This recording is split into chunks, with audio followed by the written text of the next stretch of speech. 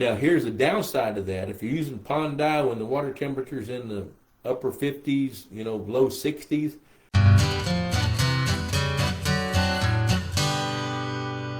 Hello everybody, Bob Lusk, the Pond Boss. Dave Reed, I maybe heard you say that the only real time to consider pond dye is during the winter. Can you elaborate? Yes, I like using pond dye in the wintertime in certain situations, especially in ponds that are prone to growing algae. If a pond is tempted to grow algae in the springtime, if you put some pond dye in it in the winter, then what you can do is, if it works right, which most time it does, pond dye minimizes the UV and sunlight penetration into that pond. So you can push back the opportunity for that filamentous algae to begin to grow.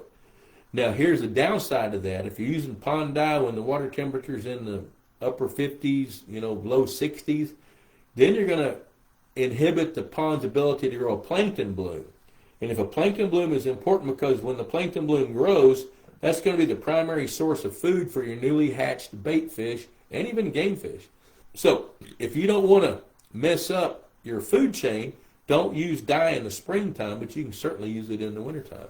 Hey, thanks for stopping by the Pond Boss YouTube channel. Be sure and share it, click like. And by the way, Pond Boss Magazine, $35 a year, cheaper than a Friday night date, and it lasts a year.